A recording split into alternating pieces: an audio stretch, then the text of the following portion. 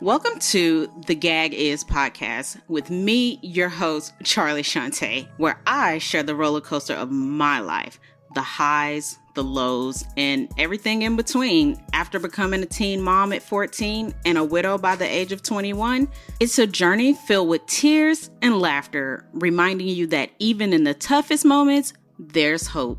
The gag is, life may be unpredictable, but it's always worth living.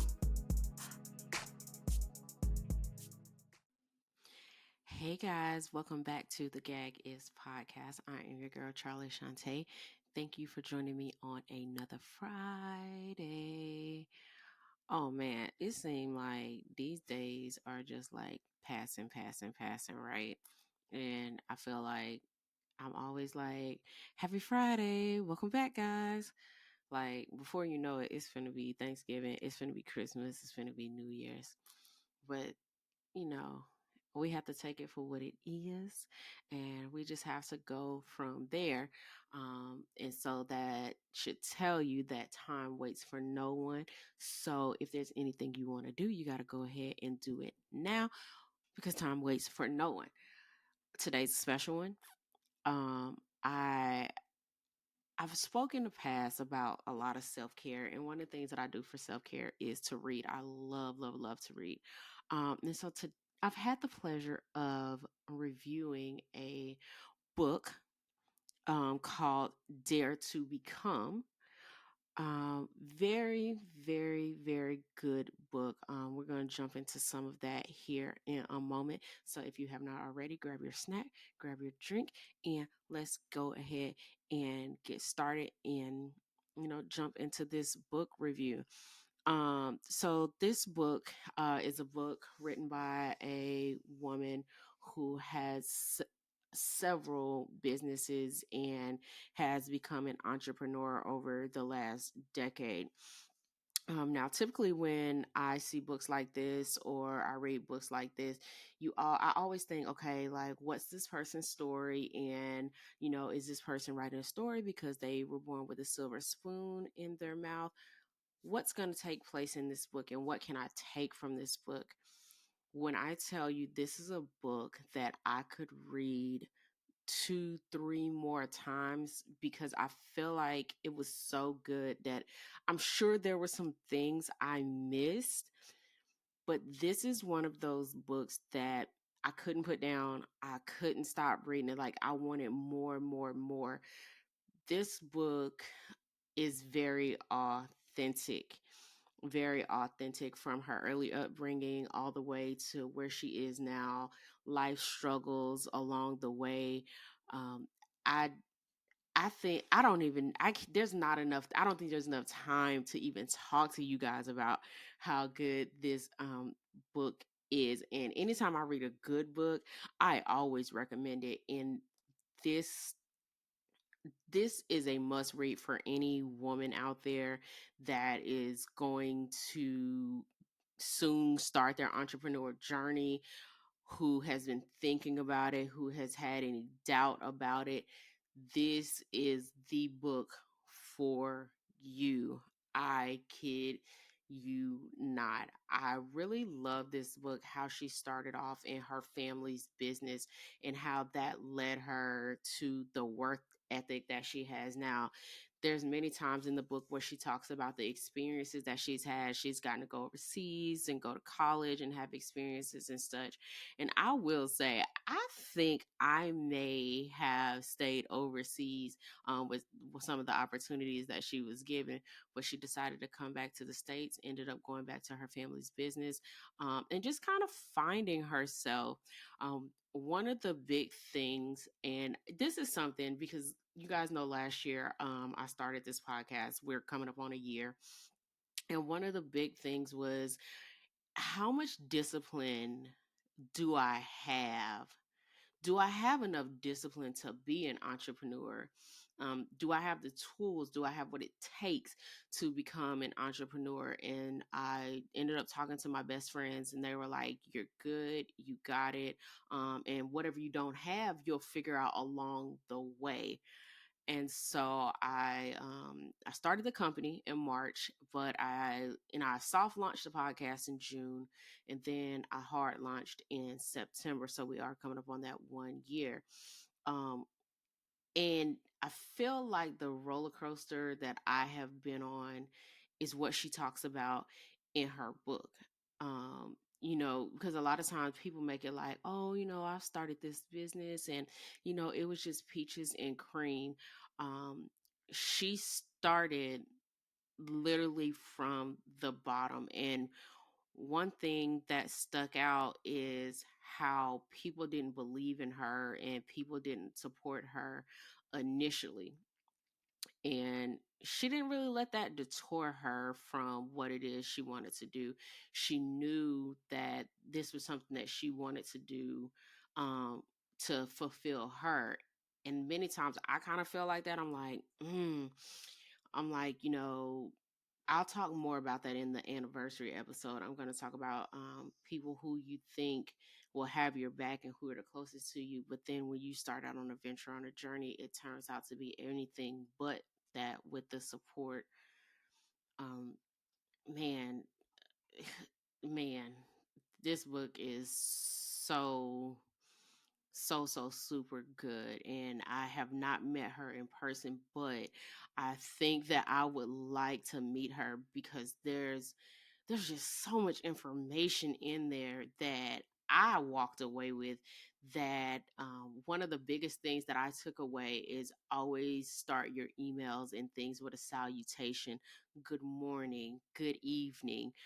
Something is that could, and I went back and I looked at some of my stuff and I'm like, man, many times I've just started an email, hi Charlotte, or hi such and such. There is no personable feeling and greeting in that. And oh my gosh, so I'm reviewing her book. I'm going to see if I can meet her in person one day because I just feel like she would be an amazing person to meet. And I feel like there's so much stuff that I could pick up from her and just be mentored by her.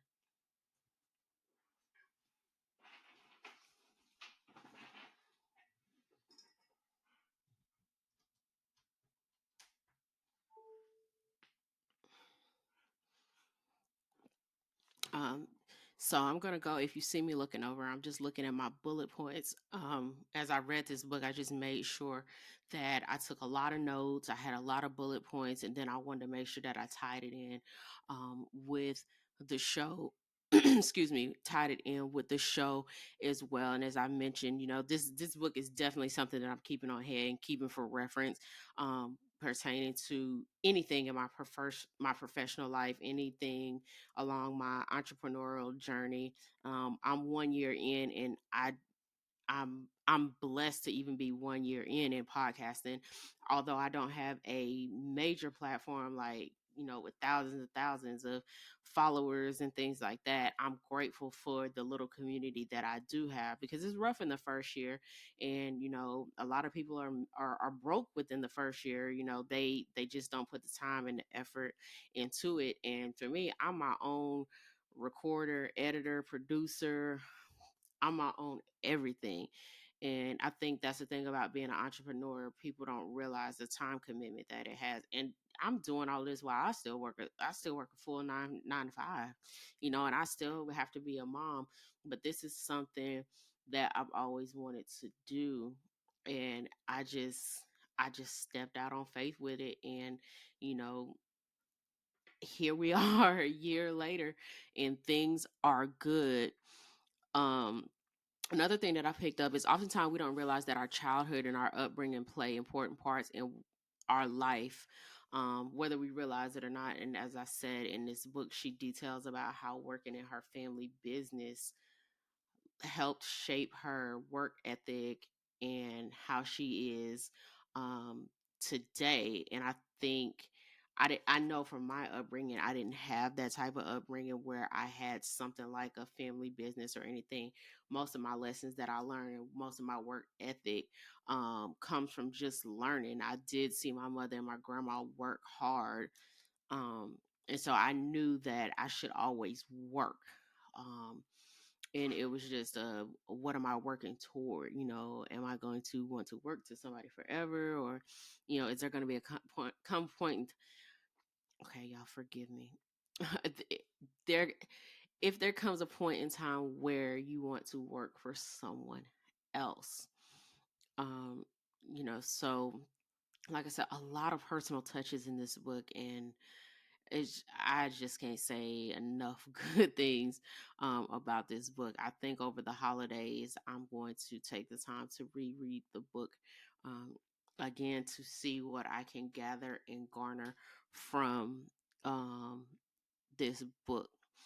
Another thing that stood out is she never gave up on her dream that she set out for herself. Oftentimes, we set the bar really, really high, and then the first time we encounter a something that deviates us from that, we're like, you know what, this is no longer my dream. Let me set my bar a little bit lower, because this is way too high for me.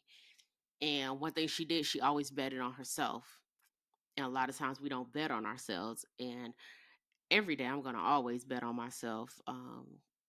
Always going to always bet on myself, because if I don't bet on me, nobody else is going to bet on me. Everybody else is taking a chance on me, and they don't know what they're going to get. But with me, I know if I bet on me, I know what I'm going to get, because I'm going to put my all um, into it. And anytime she faced an issue, she always sought to find a solution. And that's how I am as a person. We can have a problem and something can occur. Okay, the problem has happened, it can occur, we can't go back, we can't change that. And so anytime I'm faced with a problem or anything, I always look for the solution, because like I said, the problem has already occurred. And so instead of harping on what has happened, how do we fix it?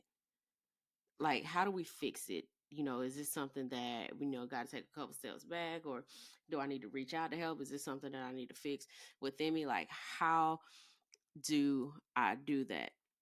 Um, and like I said, anytime she got done with what she was doing in her personal life, she was able to go back to her family's restaurant.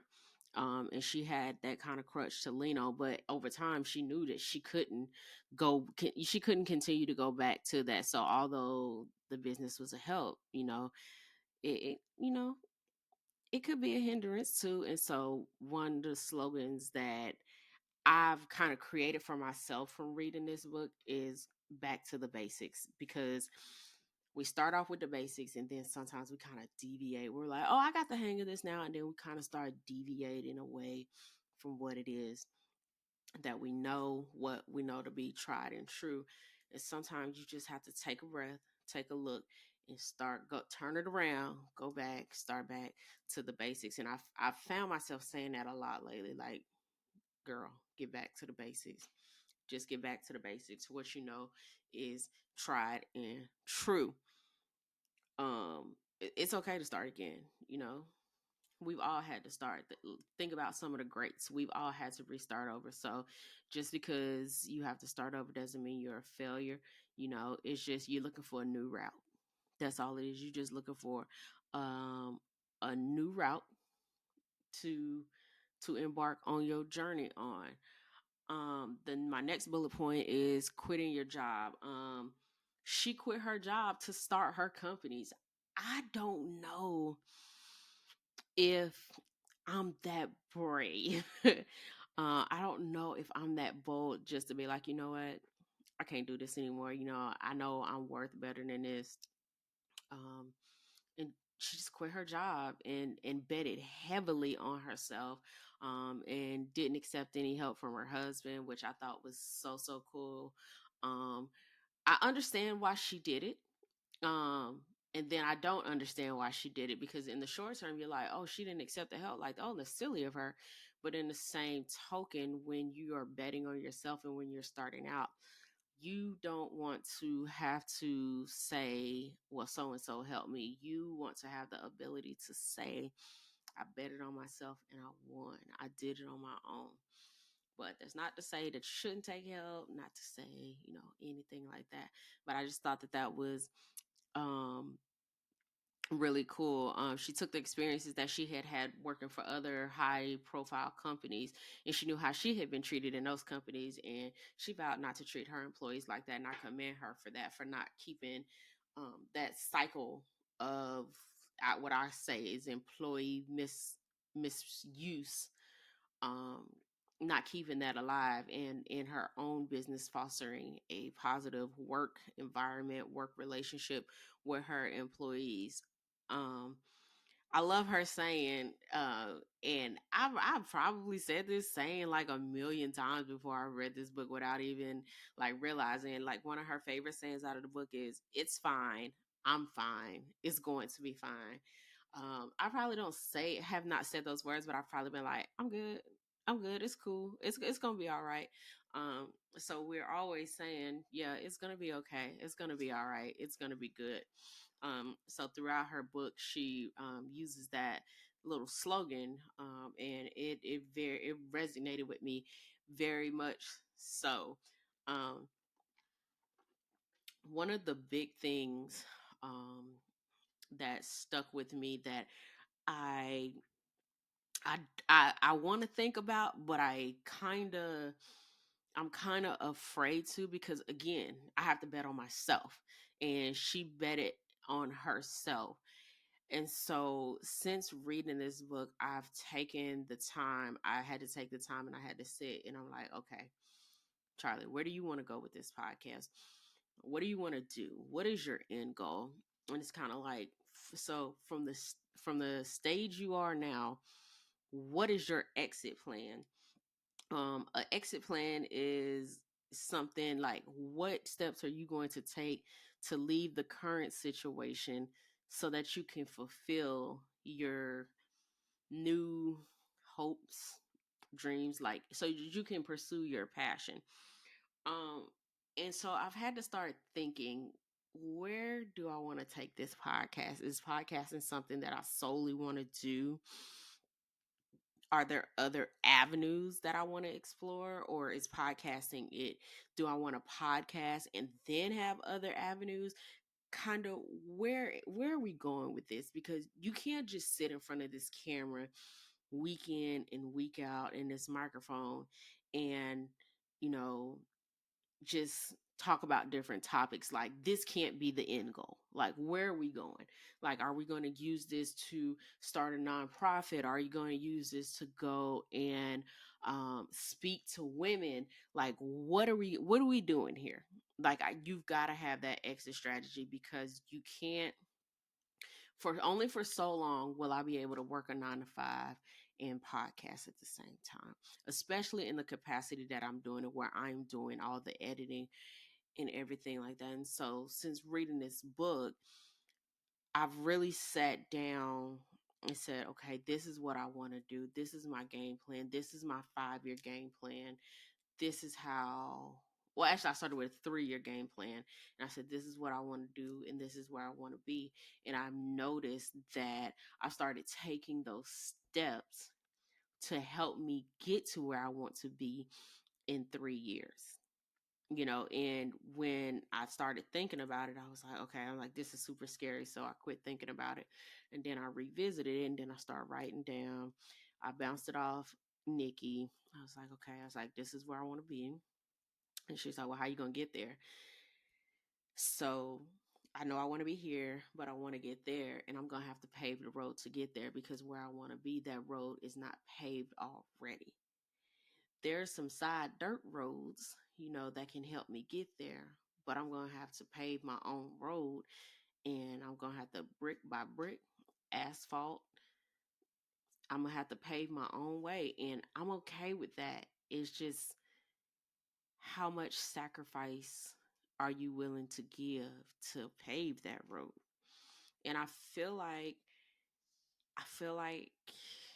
I can do it. I just have to restructure. And oddly enough, yesterday, one of my old clips came up. Somebody had liked one of my old clips, and it was from a year ago, where I said, in order to move up, sometimes you got to get uncomfortable to get comfortable. And I thought it was very ironic that I'm sitting here planning and trying to do all of this stuff. And out of all the clips, like not none of my recent clips, not even clips from this year, but a clip from last year where I was talking about in order to get comfortable, sometimes you got to get uncomfortable. Like, wow, how ironic is that come up? So that let me know that I'm on the right track, that, my thinking is good. um, and it's gonna get uncomfortable. But when it gets uncomfortable, I have to just put my seatbelt on, and I'm gonna have to hold on tight because it's gonna be uncomfortable. It's gonna get probably very uncomfortable.